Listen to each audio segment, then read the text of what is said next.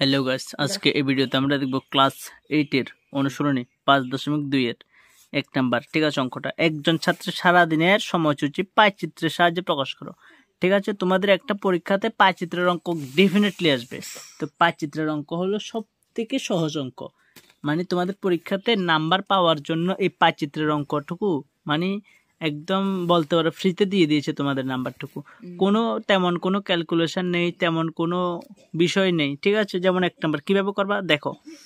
প্রথমত এখানে কয়টা বিষয় রয়েছে দেখো, 1টা 2টা 3টা 4টা 5টা 6টা, না এই 6টা ঘর আঁকবা। ক্লিয়ার? এইভাবে 6টা ঘর আঁকবা তোমরা। তো এইভাবে 6টা ঘর আঁকবা, একটা ঘর বেশি আঁকবা, কেমন, যাতে নামগুলি লিখবা যে। ঠিক আছে, কি নাম লিখবা? একটার মধ্যে লিখবো বিষয়। ঠিক আছে, একটার মধ্যে লিখবো, যেহেতু এখানে কি বলছে দেখো সময় না, এগুলি একটার মধ্যে লিখবো সময়, ব্র্যাকেটে লিখবো ঘন্টা। ঠিক আছে, আর একটার মধ্যে লিখবো কেন্দ্রস্থ কোণ।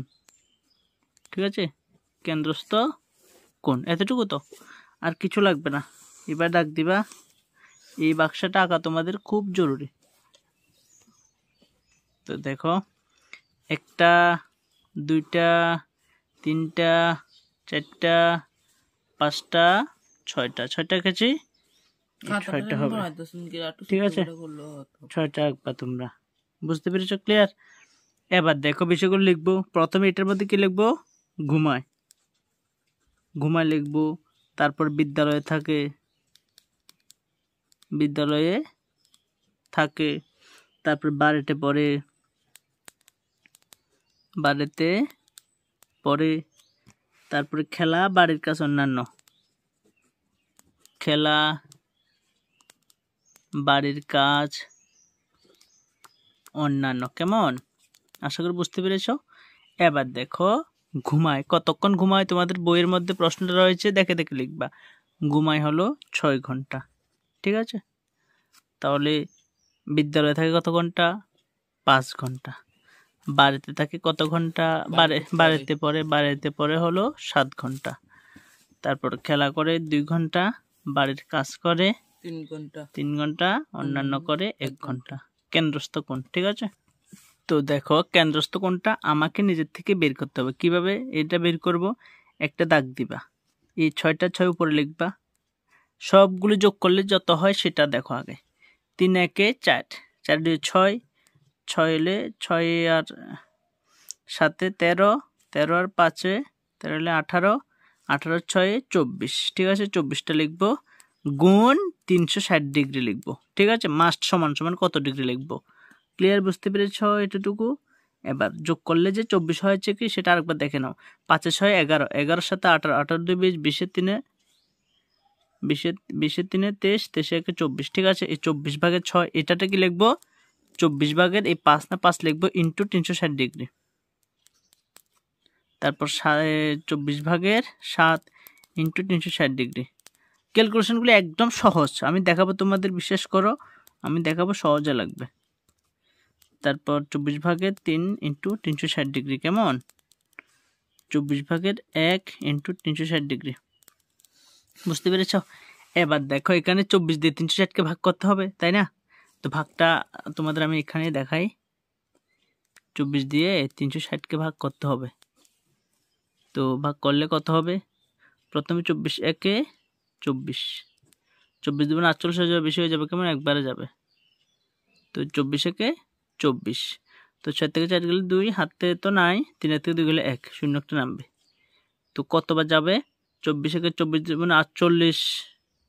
ঠিক আছে, তাহলে 48-এর ডাবল হলো 96, 4 4 24-এ 96।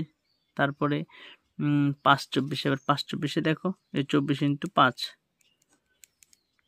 4 5 20, 0 হাতে আছে 2, 5 2 10, 10 2 12, 120 হলো। তো 5 বার গেলো, মানে 15 বার হলো। ঠিক আছে, তার মানে 24 দিয়ে 360কে ভাগ করলে 15 হবে। ক্লিয়ার? এই 24 দিয়ে 360কে ভাগ করলে কত হবে? 15 হবে। তাহলে 6 15 কত? 90 ডিগ্রি। ক্লিয়ার? এই 24 দিয়ে 360কে ভাগ করলে কত হবে? 15 হবে।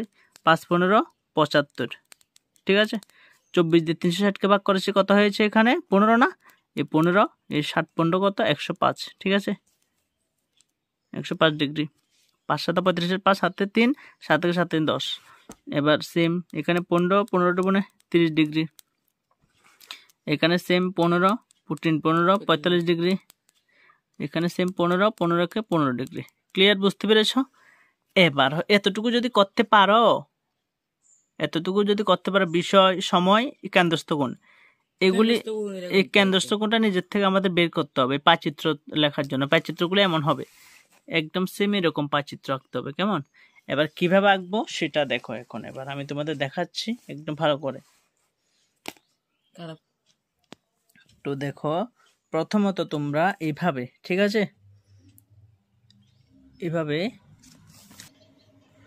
এইভাবে তোমরা একটা মানে বৃত্ত আঁকবে, ঠিক আছে? তোমাদের যে কোনো মাপ মতো একটা এভাবে আমার মতো করে একটা বৃত্ত এঁকে নিবা, ঠিক আছে? বুঝতে পেরেছো আশা করি। এই বৃত্তটা এভাবে আঁকবা তোমরা। আমি আঁকছি।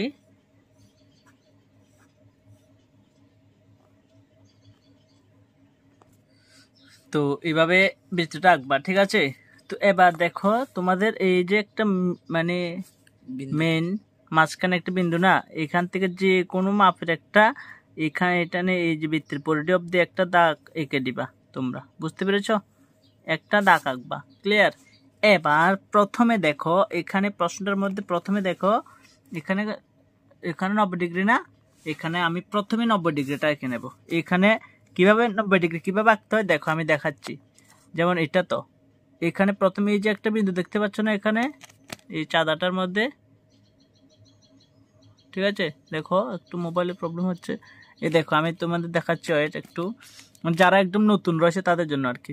এই দেখো একটা বিন্দু দেখবে তোমাদের এখানে একদম এই জায়গাটার মধ্যে, ঠিক আছে? থাক, ধরবে না এখানে, ঠিক আছে?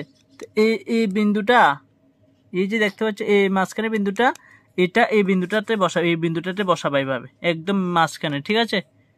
এবার এই যে এই একটা দাগ দেখতে পাচ্ছি না আমরা, দেখো আমি ভালো করে বোঝাচ্ছি।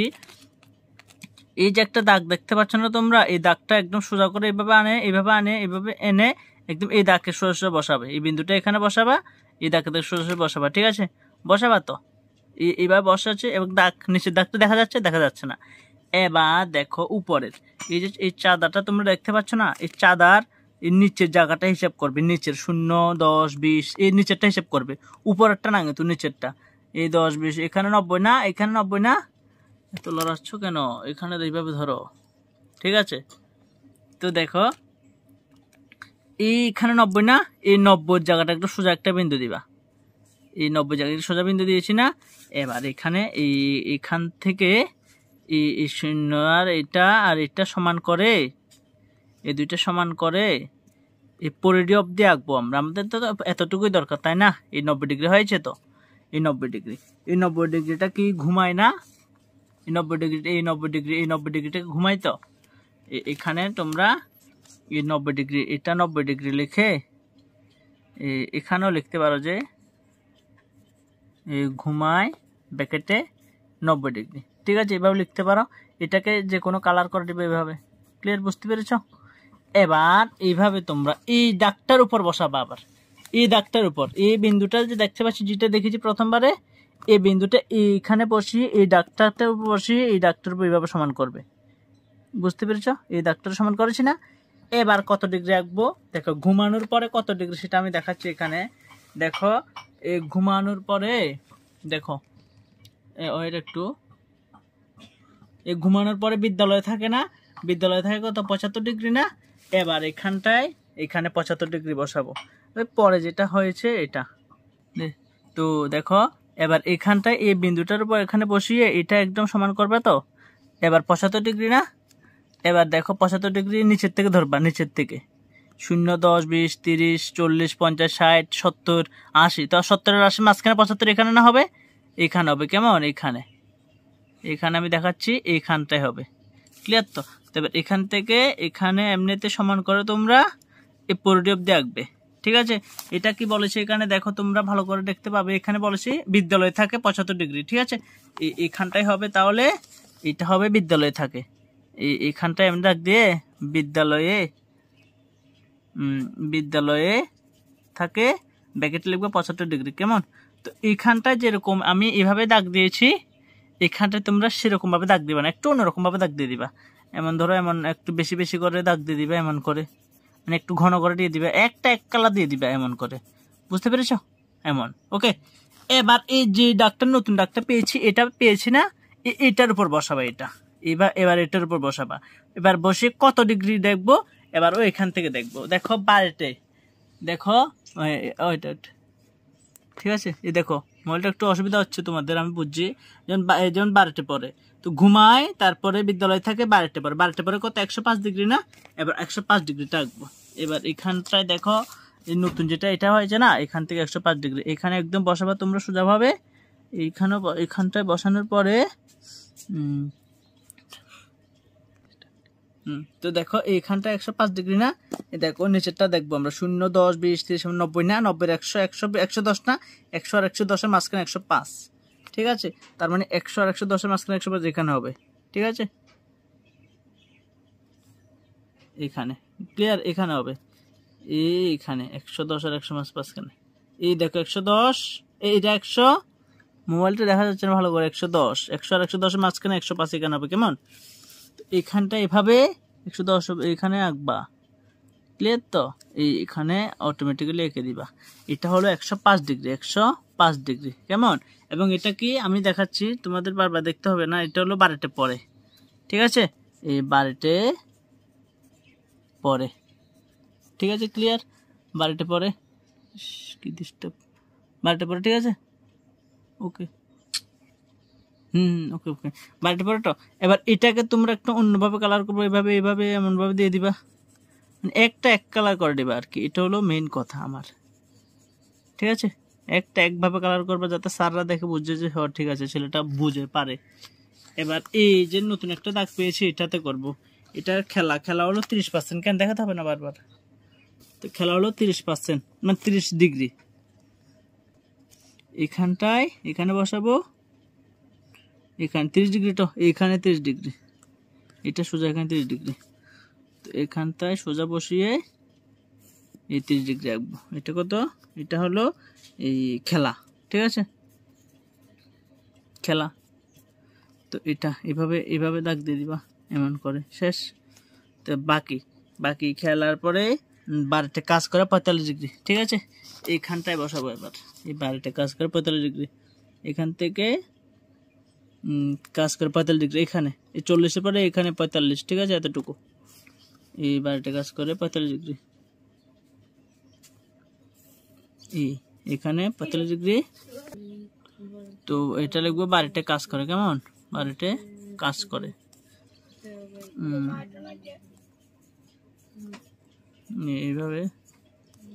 এইভাবে দিয়ে দিবা। ঠিক আছে? ওকে। এবার শেষে যেটা থাকে, এটা হলো কত? 15 ডিগ্রি না? অন্যান্য কোশ্চেন কত? অন্যান্য। দেখো অন্যান্য 15 ডিগ্রি না? এটা দেখো অটোমেটিক্যালি 15 ডিগ্রি মিলিয়ে যাবে। ঠিক আছে? এখানটায় বসিয়ে এইখানটায় বসেছি। ঠিক আছে? এখানটা বসিয়েছি তো। এইটা এই দেখো, এটা না, এটা তো এই দেখো অটোমেটিক্যালি 15 ডিগ্রি মিলে গিয়েছে এটা। ঠিক আছে? মিলে গিয়েছে। যদি মিলে যায় তাহলে বুঝবে যে অঙ্ক হয়েছে। ক্লিয়ার? তো দেখো এটা হলো পাইচিত্র। তো এইভাবেই হলো পাইচিত্র। তো এটা একটু তোমাদের ডিস্টার্ব হচ্ছে, আমি বুঝছি, মোবাইলটা আমি ধরে নেই এতক্ষণ।